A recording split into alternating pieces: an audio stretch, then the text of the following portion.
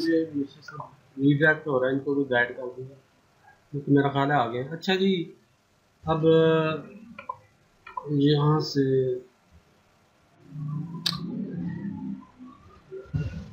ठीक हो गया।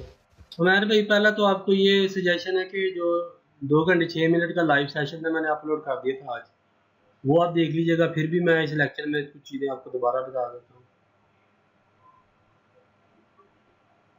जी जी, मैं वो देख लूंगा। फिलहाल मैं आपका सवाल का चूंकि जवाब नहीं देना चाह रहा, तो उसको मैं दे दूँ।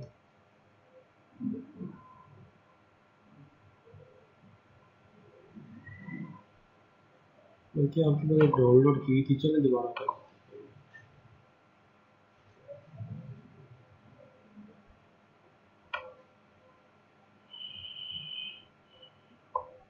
दोबारा कर लेते हैं।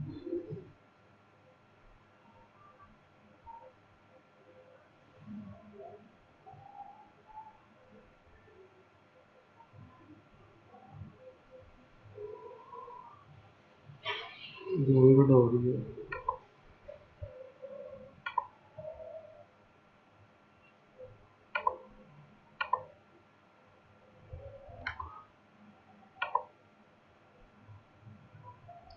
ये मेहर भाई आपकी है। इसमें मिस्टेक पहली यही है कि हेडर में बैकग्राउंड इमेज नहीं है, नंबर 1। नंबर 2, ये बैकग्राउंड कलर मेन्यू जो बाहर है, ये ओरिजिनल था हमारा, बैकग्राउंड कलर की मैच हो रहा। ठीक है जी, देख लें साइड बाई साइड, मैंने इसलिए रख भी दिया। हेडर नहीं मैच हो रहा, ये नहीं मैच हो रहा कलर। ये मेन मेन्यू के अंदर 2 मिस्टेक है, बैकग्राउंड कलर नहीं मैच हो रहा, और यहाँ मेन्यू में मार्जिन है लेफ्ट साइड पर, इस डब्बे के अंदर आपका ये बिल्कुल मेन मेन्यू के ये जो देखें, ये गोल गोल डब्बियाँ देखें, ये साथ मिल गई है। दूसरा ये जो है ना मिस्टेक है। तीसरी है कि ये गैलरी सब्सक्रिप्शन, इनके बैकग्राउंड का इमेज नहीं दिया। और अगली मिस्टेक ये है कि ये देखें, ये एक बॉर्डर था, वो आपने यहाँ पर नहीं दिया।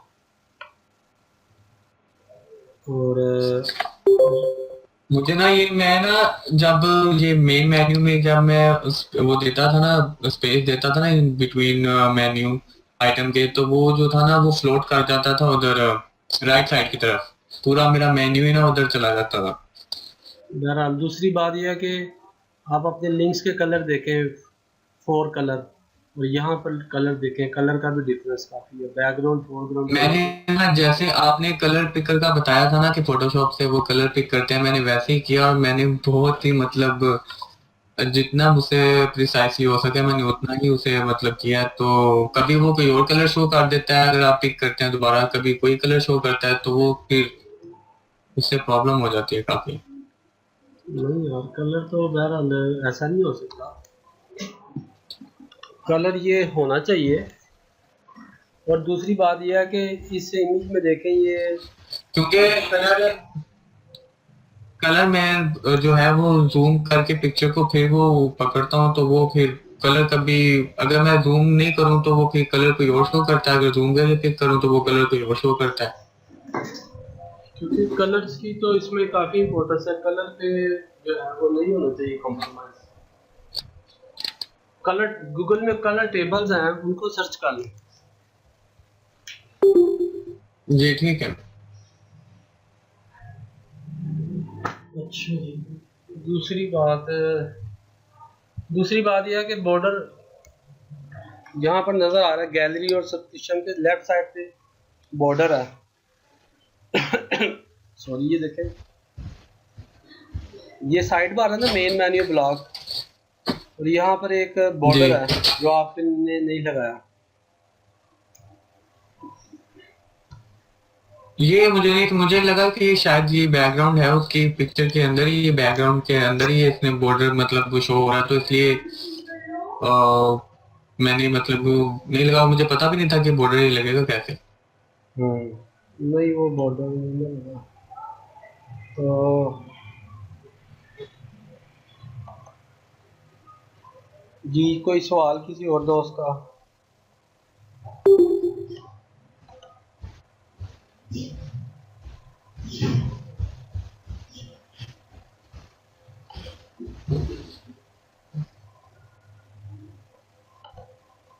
बाकी है अगर आप मुझे मेन्यू में वो बता दें कि वो कैसे स्पेस देनी है, और बॉर्डर का तो शायद मैं फिगर आउट कर लूंगा कि बॉर्डर कैसे उधर शो करना है। बाकी अगर आप मुझे बता दें कि बैकग्राउंड को कैसे वो करते हैं, कट करके कैसे यूज करना है, तो वो भी मुझे पता चल जाएगा ये फिर। हेडर वाली। हाँ जी, हेडर वाली, और ये जो बॉडी के अंदर जो लगी हुई है बैकग्राउंड, जो मैंने आपको कहा था कि मैंने चेंज की है। चले पहले हेडर वाली कर लेते हैं, बाकी बाद में। पहले तो हेडर वाली है कि वो आपको बैकग्राउंड चाहिए ना, जी जी। उसके लिए आपके पास फोटोशॉप होना चाहिए।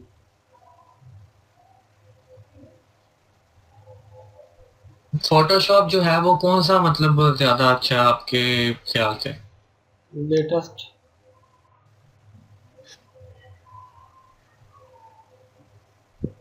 सर आई गेस उमैर भाई ने जो है वो लास्ट सेशन वाली वीडियो नहीं देखी अभी तक। हाँ जी। नहीं, मैं उसमें था ही नहीं। हाँ जी, उसमें ये सारा सर ने डिस्क्राइब किया हुआ है। हाँ वो आप मेहर भाई देख लीजिएगा उस जो टाइम। वो आपने अपलोड अपलोड कर दिया है? जी मैंने सुबह ही कर दी थी वो, 2 घंटे 6 मिनट की है वो, मैंने सुबह ही कर दी थी। उसमें होगा कि टाइम बच जाएगा, बजाय ये कि आप उसको देख लेंगे, उसमें बड़ी डिटेल में एक्सप्लेन किया हुआ है, तो वो हमारा टाइम बच जाएगा बहुत सारा। चलिए ठीक है, मैं ना वो देख लूंगा, वो कोई प्रॉब्लम नहीं है। अगर आपने अपलोड कर दिया तो वो फिर कोई मसला नहीं। जी जी, उसमें मैंने बड़ी डिटेल में बयान किया हुआ, तो वही मैं कह रहा हूँ कि आप वो देख लें, और बाकी किसी दोस्त का सवाल है तो वो कर लें। फिर भी क्वेश्चन समझ। मेरा यही है कि जैसे उमैर भाई ने बात की उससे बिल्कुल इत्तेफाक करता हूं कि कलर्स जो हैं वो एग्जैक्टली मैच नहीं होते। जब हम इमेज को जूम इन करते हैं तो मतलब वो पिक्सेल्स काफी ज्यादा शो होते हैं ना, ब्लर।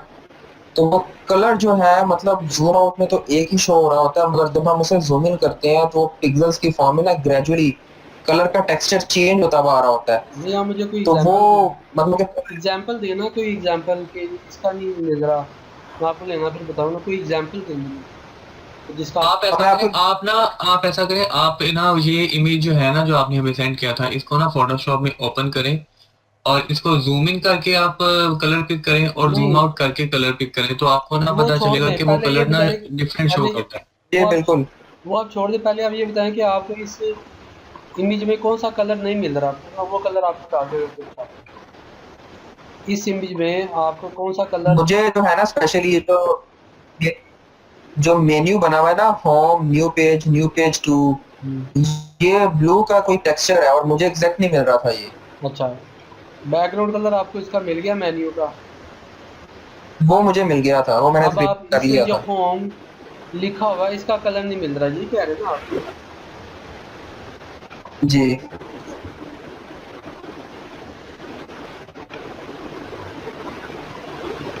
ये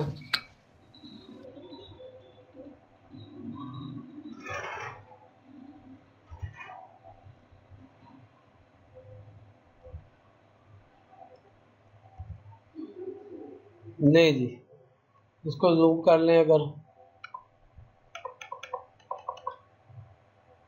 ये आप कह रहे हैं ये इशू आ रहा है।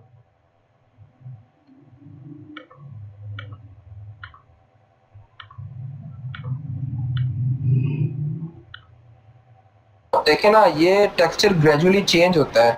कभी कुछ पार्ट्स में ग्रे में है, कुछ में ब्लैक में है, उनका मिलके कॉम्बिनेशन बनता है जो हमें ब्लू में नजर आता है।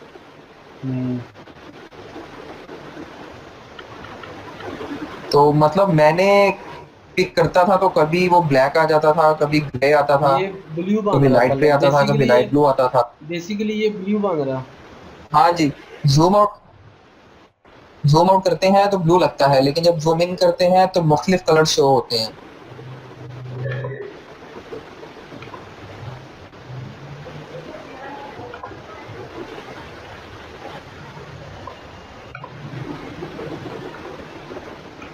दूसरी बात है कि इसको एच रैप दिया करेंगे, मेहर भैया आपने इसको एच रैप भी दिया करें।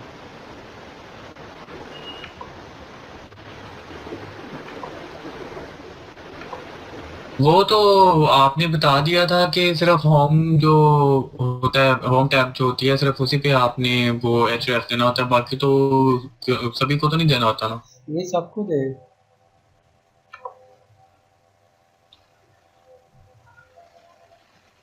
ओके अच्छा जी, ये कलर है।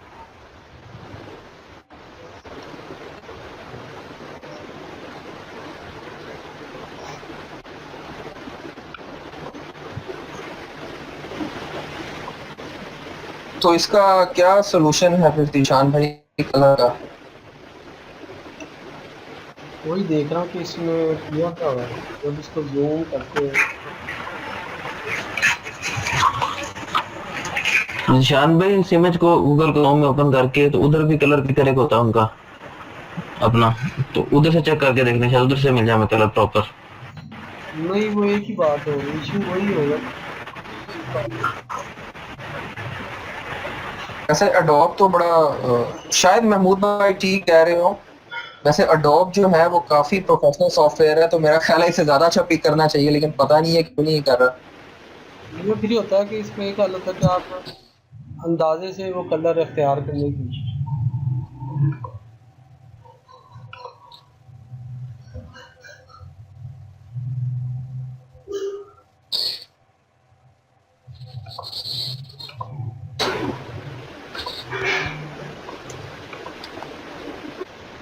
एक इसका हाल ये है कि यहाँ से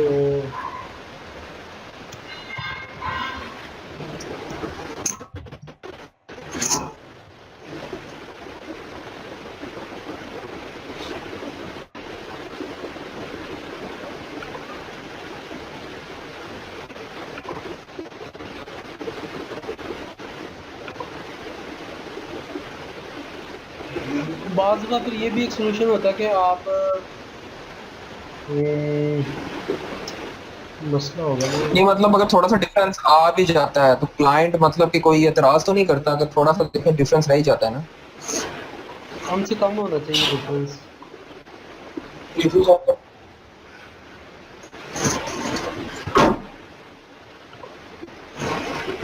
नॉर्मली लेकिन बहरहाल ये कलर इसको थोड़े से एक्सपेरिमेंट्स करके कलर ये किया जा सकता है, क्योंकि देखिए जब इसको छोटा करते हैं ना तो ये तकरीबन ब्लू टाइप बन रहा है, डार्क ब्लू इस तरह का बन रहा है। यही तो प्रॉब्लम होती है, बिकॉज जो आपने वेबसाइट का रेफरेंस दिया था W3 स्कूल जो है, वहां भी जाकर कलर्स देखे हैं तो वो तो फिर काफी टाइम लग जाता है कलर मैच करने में कि कौन सा फॉन्ट का कलर जो है वो कौन सा ज्यादा क्लोज है, तो उसमें भी टाइम काफी मतलब निकल जाता है। वो नहीं ऐसे ऐसा होता और है जैसे कि देखिए ये ये तो ब्लू की कोई किस्म है। जैसे मतलब अतलान भाई ने जैसे बात की है कि अगर कलर पिक करते हैं तो जैसे आपके सामने ही है कलर जो कोई कभी कुछ हो रहा है और कभी कुछ हो रहा है, तो ये भी प्रॉब्लम रह जाती है यहाँ पे। बहरहाल मेरा ख्याल है कि ये इतना दो चार ही आपने कलर उठाने होते हैं, तो आधे पौने घंटे में अगर ये मेहनत करे तो ये मिल जाते हैं। नॉर्मली ये होता है कि क्लाइंट आपको जब देता है ना तो वो पीएचडी देता है, लेकिन 40% चांस है वो आपको इमेज भी देगा, लेकिन जब वो इमेज देगा तो वो जाहिर बात इसके पैसे भी देगा, तो कहेगा कि यार आप इसको ढूंढने। ये अगर थोड़ा सा इसको ट्रायल किया जाए तो ये कलर मिल सकता है। ये ब्लू की कोई किस्म है। नहीं, ट्राई तो हम लोग कर लेंगे, वो कोई मसला नहीं है, ट्राई करने में प्रॉब्लम नहीं है। प्रॉब्लम इस बात की है कि सोल्यूशन इसका होना चाहिए ना कोई ना कोई। सोल्यूशन ये फिर कलर्स के मामले में यही है कि ये कलर और फॉन्ट्स के मामले में जब इंफॉर्मेशन ना हो तो फिर वो ट्रायल और हिट से ही होता है।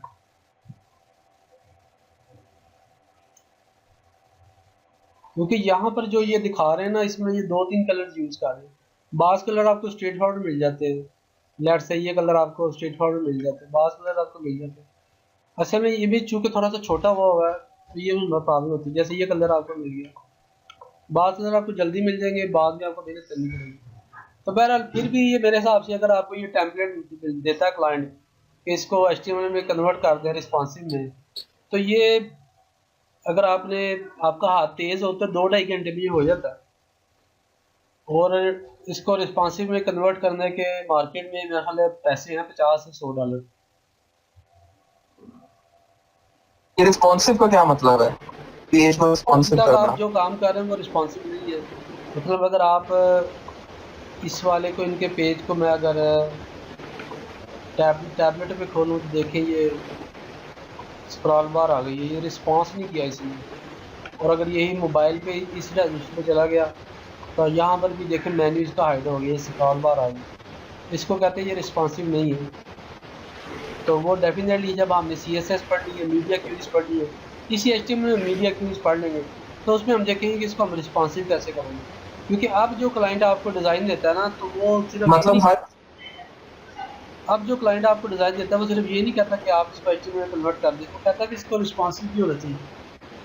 तो आपको टेम्पलेट मिलेगा, जैसे सलमान भाई ने मुझे दिया था टेम्पलेट, तो वो और मेरा एक और क्वेश्चन है आपसे, वो ये है कि मतलब आपने कहा है कि हम लोग HTML के साथ साथ जो है वो CSS भी कर रहे हैं। तो मैंने आपसे ये पूछना था कि अगर हम CSS की फाइल अलहदा बना के वहाँ पे स्टाइल अगर अप्लाई करें तो वो ज़्यादा बेहतर नहीं है? इससे ये है कि मैथ भी ज़रा कम होगा, HTML पेज पे पता चल जाएगा कि हमने स्टाइल जो है वो किस टैग पे यूज़ किया हुआ है। जी वही बेहतर है, तो रिकमेंडेड उसका अगर आप थोड़ा सा बता दें कि बेहतर। वो अगर आप थोड़ा सा बता दें कि वो शीट को कैसे लिंक करना है, और अगर हम सब स्टाइल अप्लाई करें तो वो स्टैक पे जो है वो अप्लाई हो जाए।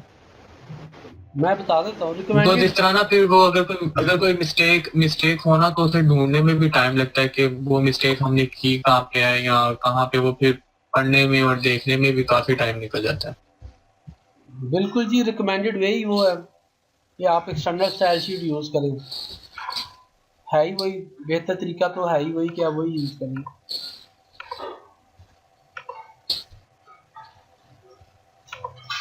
अच्छा, मुझे ये रिस्पॉन्सिव मतलब समझ में नहीं आया। मतलब रिस्पॉन्सिव से आपका मुराद ये है कि हर किस्म के ब्राउजर पे वो पेज चलना चाहिए?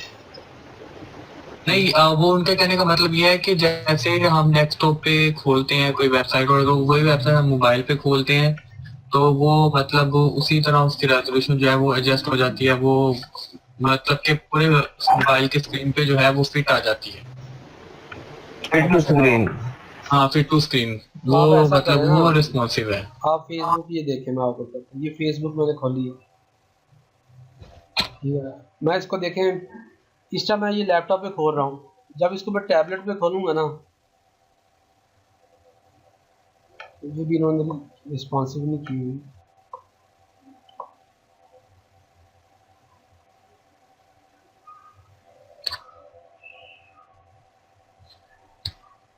सलमान भाई कभी कमेंट पा लिया चैट भी। अच्छा भी,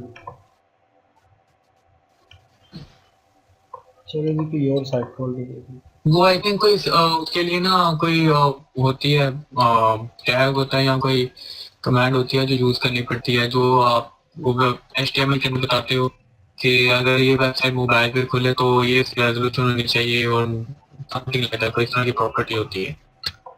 नहीं, तकरीबन मैं आपको साइट अप खोल के दिखाता हूँ।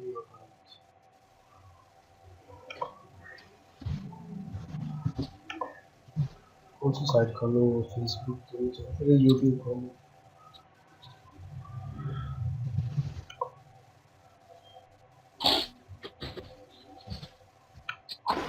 ये भी गूगल पे सर्च करने दे कौन सी वेबसाइट, चलो जी, आपको मिल ही जाएगी।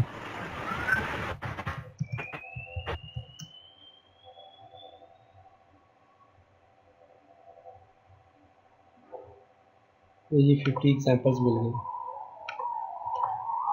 क्योंकि आजकल क्लाइंट कहते ही है कि इस साइट को आप रिस्पॉन्सिबल हो। चले जी, मैं आपको दिखाता हूँ वो एक बड़ी ज़बरदस्त रिस्पॉन्सिव साइट जो कि खुरम साहब ने बनाई है, वर्डप्रेस का कोर्स कर। वो आपके असाइनमेंट भी उन्होंने रिस्पॉन्सिव बनाया, आपको ज़्यादा समझ आ गया। ये देख रहे हैं ये टेम्पलेट, अब ये रिस्पॉन्सिव है। कैसे रिस्पॉन्सिव है ज़रा चेक कीजिए। ये क्या कर रहा है, अगर आप ये देखें फुल पेज पे इस तरह आ रही है। जैसे इसको मैंने, ये तकरीबन टैबलेट का साइज़ है, तो ये देखें ये इसके कंटेंट्स जो है ना वो रिस्पॉन्स करेंगे, एडजस्ट करेंगे अपने को। अगर इसको मैं मोबाइल पे ले जाऊँगा तो आप देखिए मोबाइल पे ये जाके ऐसी होगी, ये मेन्यू इसका इस तरह हो गया, कम्पैक्ट हो गई है। नीचे कोई हॉरिजॉन्टल स्क्रॉल बार नहीं, क्योंकि मोबाइल पे जब कोई साइट खोलता है ना तो वो टॉप टू बॉटम जाता है। यहाँ पर देखें कि इन्होंने ये काम हम किससे करते ये हम करेंगे हैं? मीडिया CSS से करते हैं।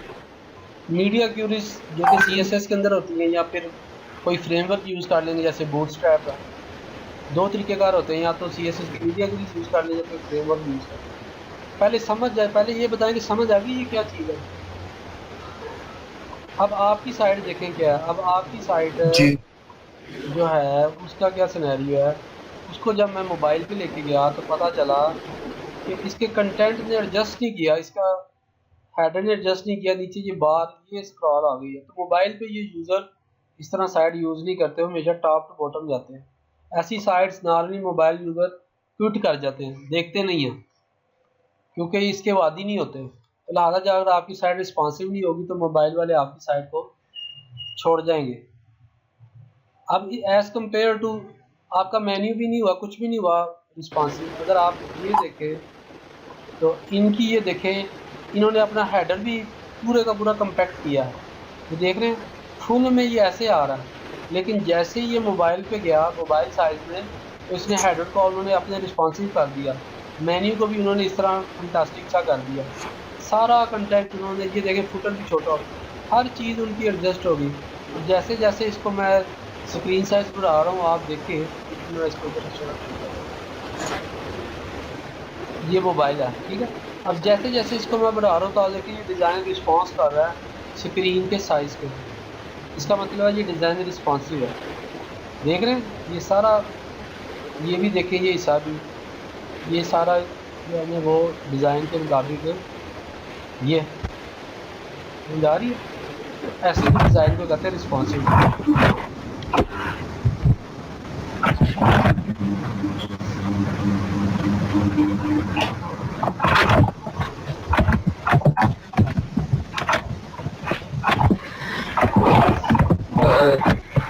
काम निशान भाई। जी जी अच्छा, क्वेश्चन करना था, ये हो गया आपका? करें करें करते हैं जितने मन।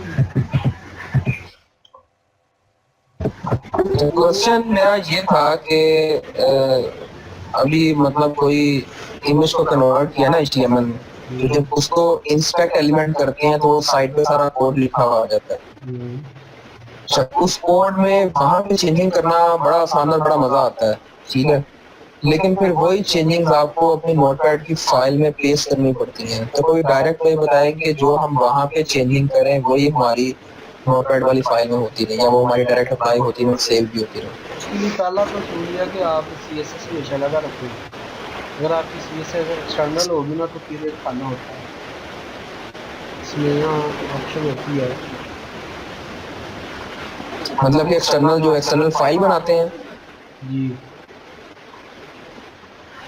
नहीं तो अगर इंटरनल यूज करें तो उसमें नहीं ये काम कर सकता?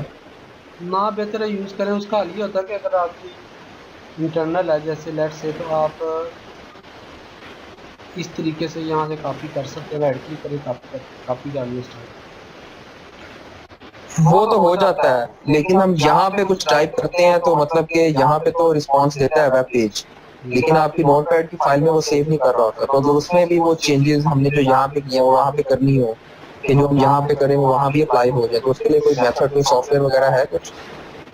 फायरफॉक्स के थ्रू हो जाता है, लेकिन उसके लिए है जी। कि आप फाइल एक्सटर्नल ही रखें ना। आपको मैं कह रहा हूँ आगे आपने काम ही एक्सटर्नल CSS के साथ करना है।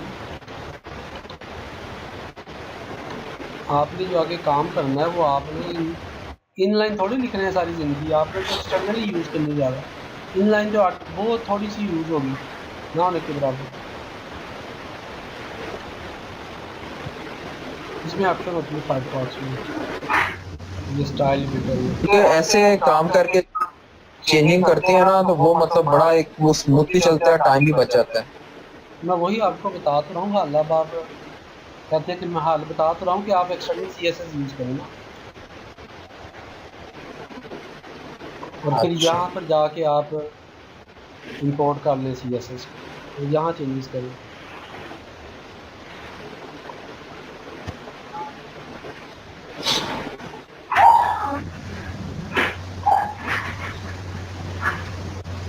आपने एक्सटर्नल CSS यूज़ करनी है और यहाँ से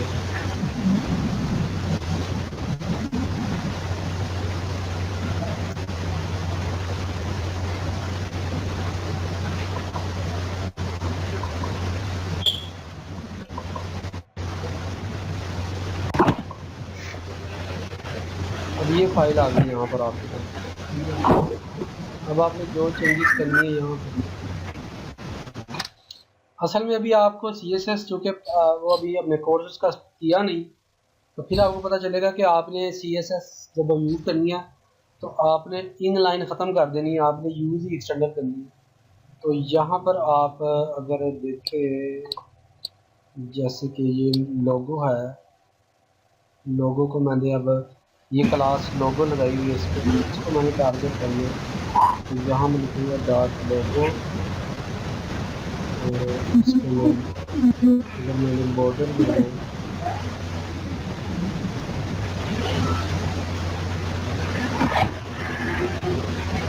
देखें वो लग गई है उसके। यहाँ पे तो लगता है, लेकिन इसकी फाइल में भी चेंजिंग हो रही है। जो फाइल आपने उठाई मैं है फाइल में लिख रहा हूँ ना, ये मैंने फाइल में ओपन की style.cs, उसी में मैं लिख रहा हूँ ना। अच्छा, मतलब वो चेंजिंग सेव होती रहेगी ऑटोमेटिकली। ये देखिए ना, आपने यहाँ पर style.css ले रही है।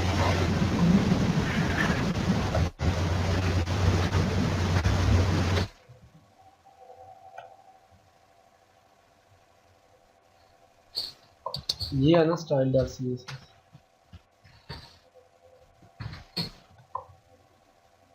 यहाँ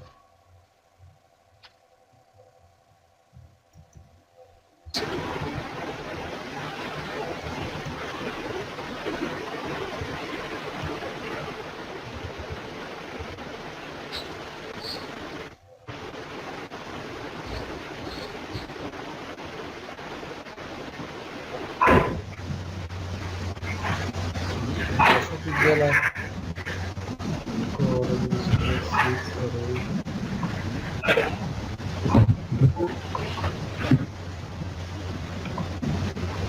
आपने देखा ना, यहाँ पर आप करें, आपने जितनी भी अब CSS लिखनी है, आपने HTML एलिमेंट्स को टारगेट करना है या हैश के साथ, ADBS या डॉट के साथ, और इसमें आप लिखते जाएं इसको। फिर आपको पता होगा यही सारी चेंजेस हैं। और ये सेव का बटन बना हुआ है, ये नज़र आ रहा है आपको सेव का बटन जी।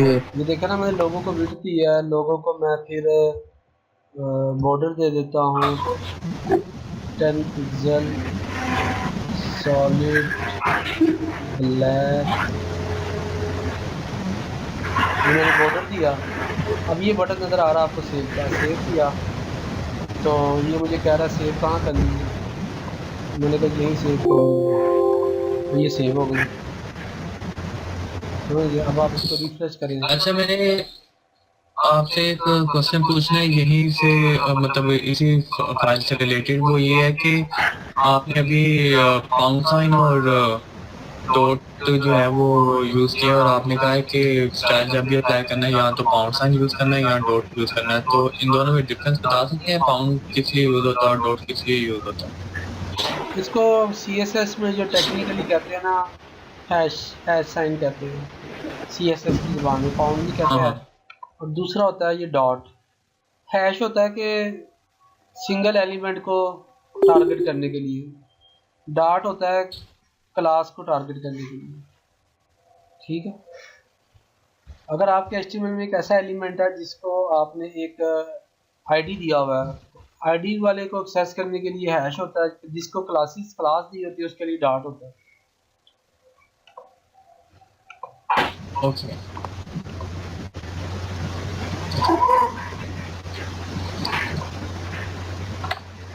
तो ये आपका सवाल का जवाब हो गया कि आप अगर कहते हैं कि मैं CSS लिखूँ तो सेव हो जाए, तो कोई पहली तो बात है, आज से आप जो भी काम करें एक्सटर्नल CSS बनाएं। फिर फायरफॉक्स में आपको मैंने दिखाया कि आप यहाँ से सेव कर सकते हैं CSS को, तो ये ऑटोमेटिक क्रोम में नहीं है काम करता। क्रोम में कोई एक्सटेंशन होगी, ढूंढनी पड़ेगी। बिल्कुल मिल जाती हैं। अगर आप गूगल करें ना क्रोम ऑटो सेव CSS इस तरह की मिल जाएंगी चीज़ें, मिलती हैं। Style editor. देख लो ये ऑटो सेव CSS ये हैं टूल्स अवेलेबल। तो आपने जो ये CSS की एक्सटर्नल फाइल है इसको आपने HTML के साथ लिंक कैसे किया है? इसको लिंक कैसे करते हैं मैं आपको को तरीका बता सपाट देते हैं ना। दूं। उसके लिए लिंक टैग यूज करते हैं, मैं आपको दिखा देता हूँ।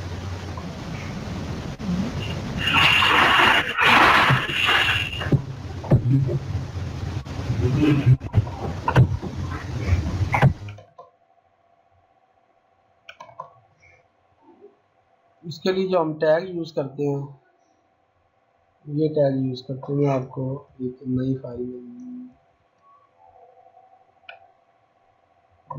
इस तरीके से ये कोड है, लिंक टैग यूज करते हैं, href में CSS फाइल का नाम देते हैं, बाकी ये दो एट्रीब्यूट्स दे देते हैं, रिलेशन स्टाइल शीट और टाइप टेक्स्ट। इस तरीके से एक्चुअल मेन ये पार्ट है, ये आपको ये क्या है? ये आप हेड के अंदर ना अपने HTML डॉक्यूमेंट के हेड के अंदर मैं आपको बना के दिखा देता हूँ। मुझे देखो ये एक HTML जो है एक मिनट मान लीजिए आप, अच्छा ये HTML का एक डॉक्यूमेंट है, इसके अंदर ये हेड है, यहाँ पर हेड क्लोज किया। अब इसके अंदर लेट से बॉडी है हेड और बॉडी हेड के अंदर जो टैग यूज करते हैं वो लिंक करने के लिए यूज करते हैं सिर्फ। काफ़ी पर्पसेस है। बॉडी के अंदर मैंने रखा एक पैराग्राफ,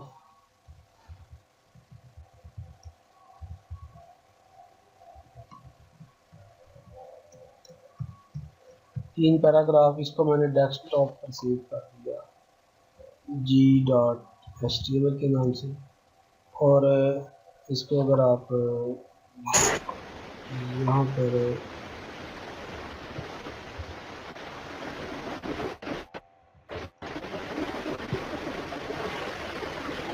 ये आ रहे हैं पैराग्राफ, तो इनको अब एक CSS फाइल बना लें। इसमें मैं लिखता हूँ कि पैराग्राफ जितने भी हो उनके बैक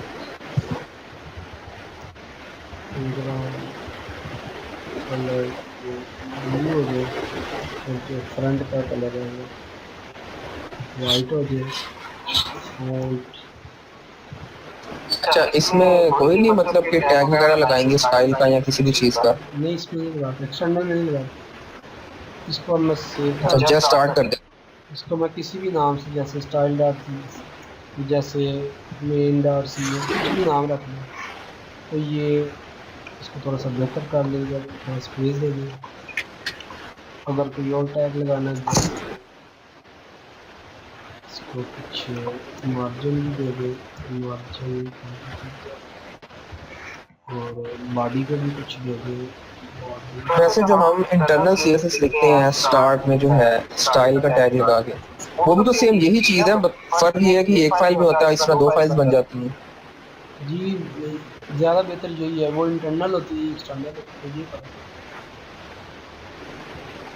इसमें थोड़ा सा प्रॉब्लम यह है कि आपको हर चीज को मतलब अगर देखें बहुत सारे पैराग्राफ्स हैं एक बॉडी के अंदर, फिर आपको हर पैराग्राफ को या क्लास लगानी पड़ेगी या आपको आईडी देनी पड़ेगी ताकि आप उस स्पेसिफिक आईडी या क्लास को टारगेट करके बहरहाल यही बेहतर उस पे CSS। यही बेहतर है। अगर आप किसी क्लाइंट को देंगे इंटरनल CSS तो वैसे ही बेस्ट कर देगा, क्योंकि ये चीज़ें हर क्लीन करनी पड़ती है, अलग रखनी पड़ती है। CSS अलग होती है, JS अलग होती है। अगर आप एक ही फाइल में सारा कुछ डाल देंगे क्योंकि आप फिर वो क्लाइंट है, यानी कि ये बेहतर वे यही है कि फाइल्स आपकी ज़्यादा CSS अलग हो।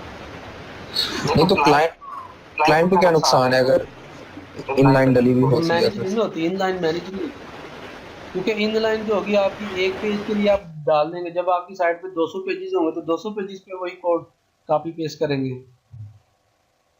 क्या करेंगे? 2000 पेजेस हैं तो आप 2000 पेजेस पे वो कॉपी कर देंगे, कल को चेंज करनी होगी तो 2000 पेज पे आप चेंज करने बैठ जाएंगे, तो वो फिर एक लॉजिकल बात है ना। कि आपने एक हेडिंग्स पे लगाई है, मतलब आपने 100-200 लाइनों की CSS लिख ली है, अब आपकी साइट पे 100 पेजेस हैं, तो आप हर पेज के अंदर वो बार बार कॉपी पेस्ट करेंगे? चले आपने कर लिया, अब कल तो चेंज करनी है, चेंजेस आ गई हैं कि यार नहीं कलर ऐसे कर दो, काफ़ी चेंजेस है, 200 की 200 लाइनों में 100 लाइनें चेंज हुई 200 में, अब आपको क्या करना पड़ेगा, आपको फिर 200 लाइनों में चेंज करना। लेकिन एक्सटर्नल होगी तो एक ही जगह चेंज होगी ऑटोमेटिकली, बाकी जगहों पे भी सिर्फ उसका लिंक दिया होगा, तो इसलिए एक्सटर्नल ही रिकमेंड की जाती है। अब इसको यहाँ पर मैंने लगाना है, तो मैं क्या लिखूँगा? अब एक हाल तो ये था कि मैं यहाँ से कॉपी करता ये सारी CSS और यहाँ पर मैं पेस्ट कर देता स्टाइल टैग लगा के, दूसरे पेज में तीसरे में भी, तो आपकी साइट का साइज भी बढ़ जाना है और ये क्लटर हो जाना, हर जगह कोड, हर जगह कोड, क्लीन नहीं है। ठीक है, तो बेहतर है कि आपने ये CSS लिखी है एक जगह पर बेहतरीन कर एक या दो फाइलों में, तो यहाँ पे जस्ट इसको लिंक कर लिया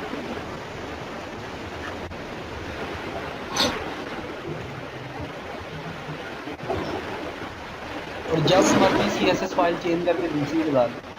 ठीक है जी। अच्छा ये रन क्या है? ये होता है रिलेशन के, ये स्टाइल शीट। लिंक असल में ना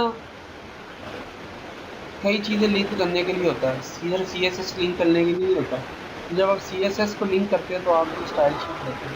उसके अलावा टाइप होती है, क्योंकि इसकी कई टाइप्स हैं। अगर आप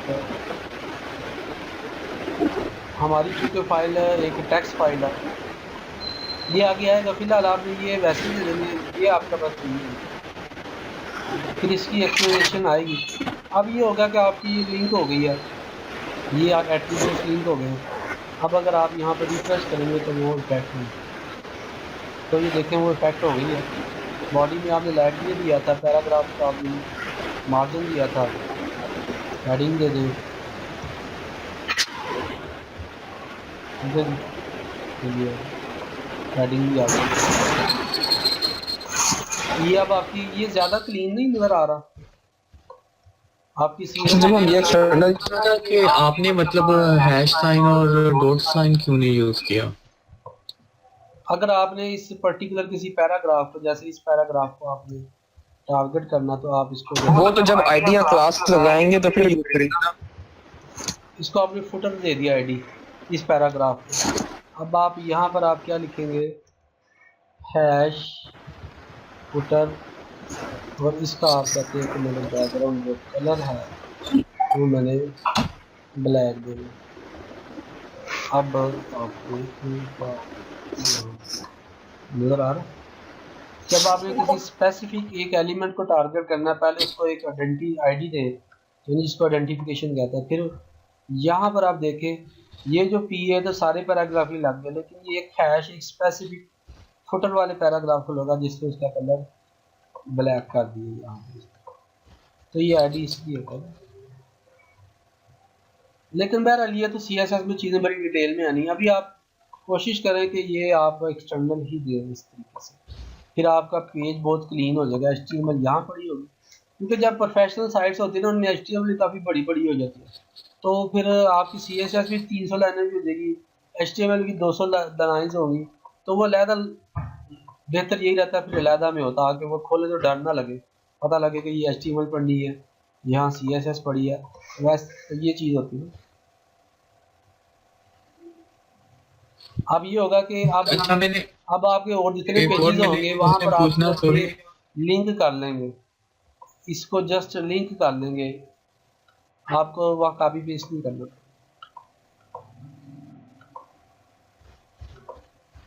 ये है एक्सटर्नल CSS, और यही बेहतर है कि आप इसी तरीके पे काम करें, एक्सटर्नल बनाएं,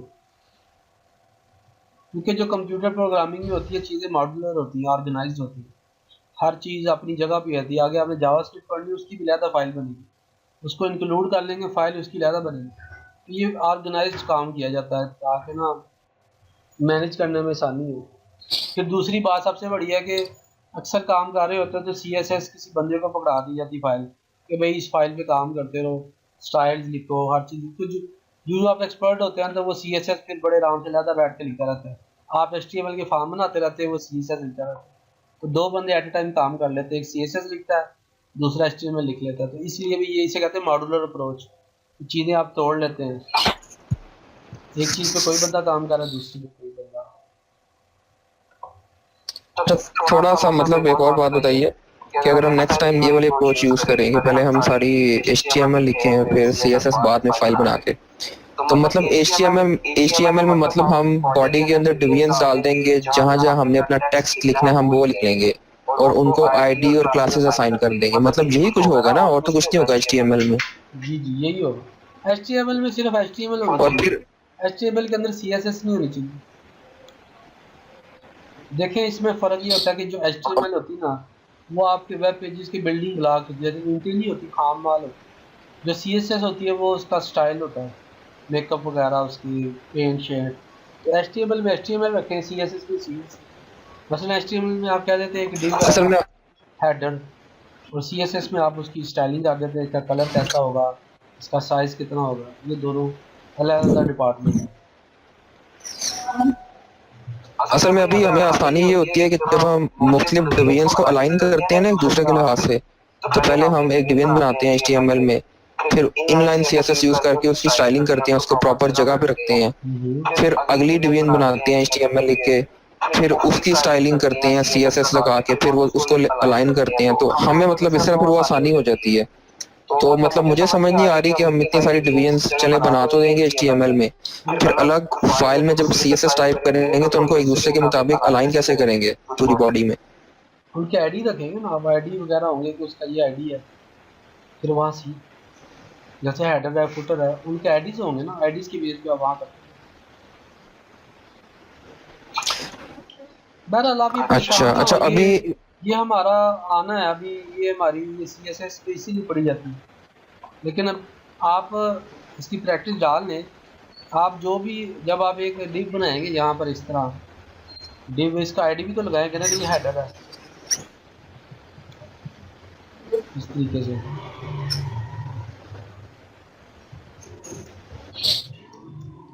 और जब आप ये मतलब आपने ये लगा ली हेयर कम लगा दी, ये हेडर आ गया ना, तो आप इसकी साथ ही स्टाइलिंग कर लें वन बाई वन।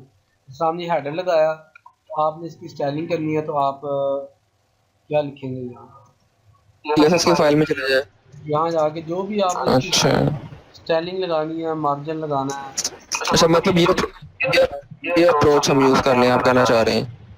जी यही बेहतर है कि आप ये देखें, साथ ही आपने ये सारा कुछ लगा लिया, ठीक है जी। अच्छा, एक और चीज मेरे जहन में आई है कि HTML जब हम फाइल बनाते हैं या टाइप करते हैं तो हम जो चीज मतलब के ऑर्डर में लिखते हैं तो वो उसी को पहले रीड करके तो वही चीज शो करता है ना। जी इसकी जैसे फ्लो, कोई डिवीजन है वो हमने मतलब इसकी फ्लो ऐसी ही होती है कि जैसे जैसे चीज़ आती है वो बैठती जाती है, वो अपनी जगह ली जाती है। हाँ, जी फ्लो में होते तो उसी अब जब CSS की अलग से फाइल बनेगी तो CSS में ऑर्डर का ख्याल रखना होगा या HTML में ही रखना होगा। HTML में, अच्छा, CSS में रैंडमली हो सकता है। CSS में जिस तरह मर्जी दिखे।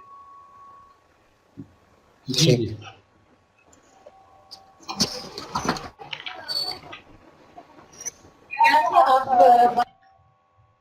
यार बाकी बंदे ही चले गए, सलमान भाई, फराज भाई, महमूद भाई, ये वो लोग हैं जिनकी असाइनमेंट भी कोई नहीं गई, पता नहीं क्या चक्कर है।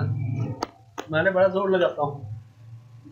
सर जी जो नए बंदे हैं ना बहुत काम करना पड़ता है, और ये कहना बहुत आसान होता है कि वेबसाइट देख के कि ये बन जाएगी इतनी, आप तो प्रोफेशनल हैं, आपका हाथ तो काफी तेज चलता है, तो आप कह देते हैं कि मैं तो ये जो लेआउट मैंने आपको दिया पेज दिया है ये मैं 1 घंटे में 2 घंटे में बना लूंगा, लेकिन जब हम बनाते हैं तो हमें तो 8-8 9 9 घंटे लग जाते हैं, बल्कि इससे भी ज्यादा।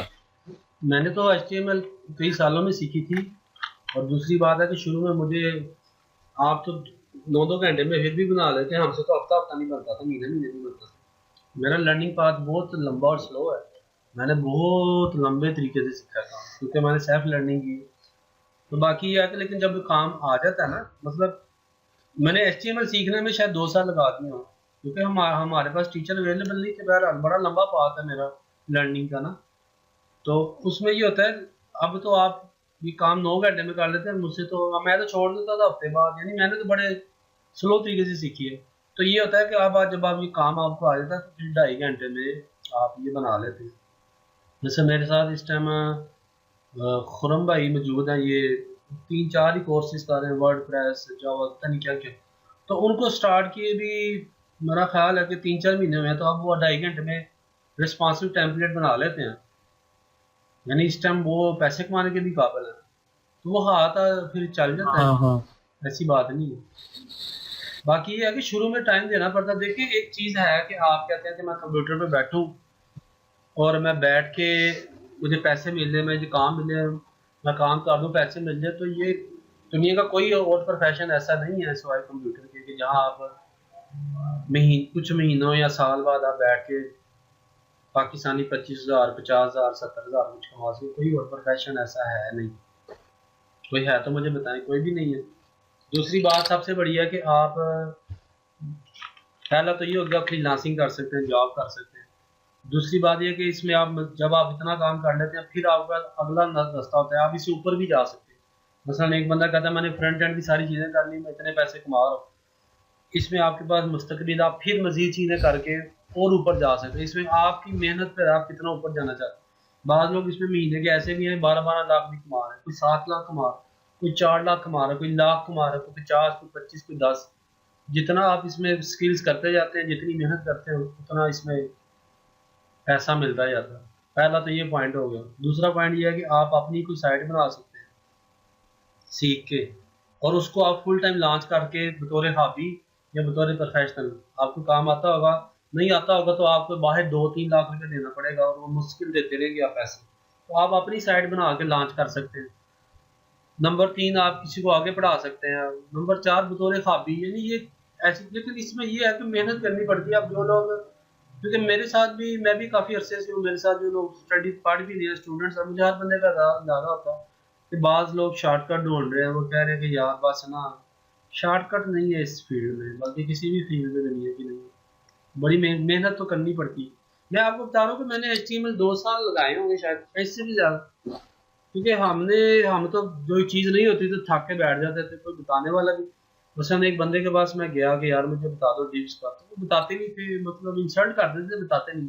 तो बड़ा लंबा लर्निंग पाथ अडॉप्ट किया गया। सर जी, ये पाकिस्तानी मेंटालिटी जो है ना, ये आप नहीं चेंज कर सकते कभी भी। लोगों की फितरत नहीं चेंज होती, और पाकिस्तान में ये चीज़ कभी नहीं ख़त्म होगी कि जो दूसरों को क्रिटिसाइज करते हैं और नीचा दिखाने की मुझे कोशिश याद करते है हैं, कि ये चीज़ नहीं पाकिस्तान में कभी मैं ख़त्म डिव्स हो सीखने सकती। गया था, मुझे डिव्स की समझ नहीं आती थी कि डिव्स होते क्या हैं, बड़ा कंफ्यूज था यार डिव्स।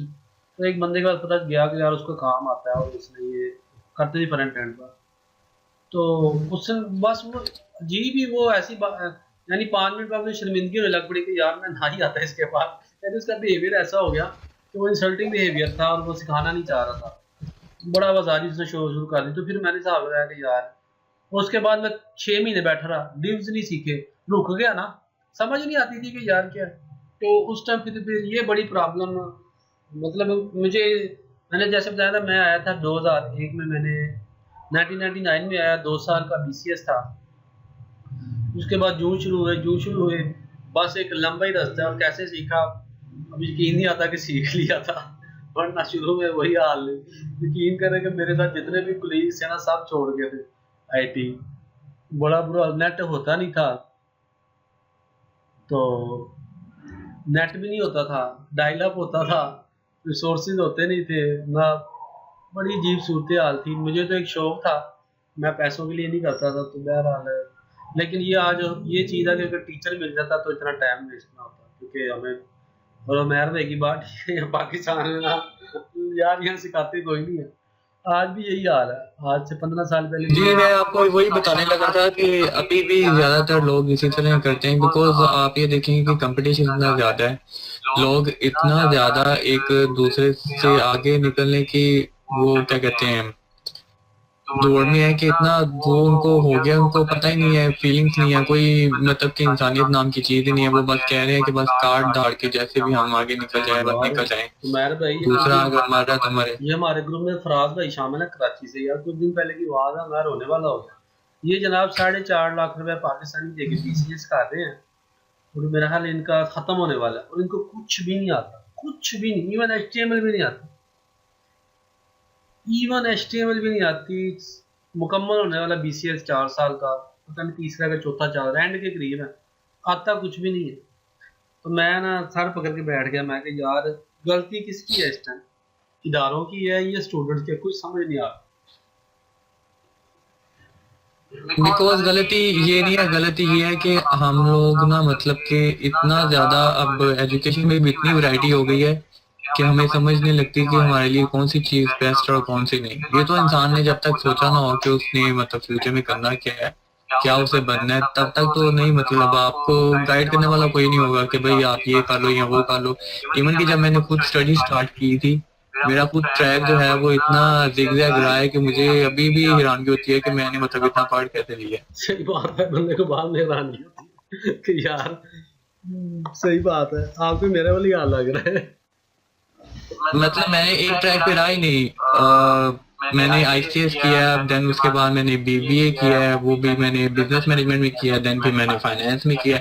इवन कि मैं कंप्यूटर में मेरा इंटरेस्ट था, उसकी तरफ मैं बिल्कुल ही नहीं आया और ना मुझे किसी ने बताया कि भाई तेरा इंटरेस्ट इसमें है, तू इसमें कर दे, समथिंग लाइक दैट। नो, बस इसी तरह ही होता है लाइफ में। मेरा इस तरह हुआ कि मैं इस तरह सीख गया कि मैं ना पैसों के लिए आया नहीं था इस फील्ड में, मुझे शौक था बस कंप्यूटर का, तो मैं इस वजह से सीख गया। वरना मेरे घर वाले बड़े बोलते थे किताबें पढ़ती रहना, ये तो फिर आगे जाके जब जरूरत जिंदगी हुई तो तब सोचा, वरना अदरवाइज यही था।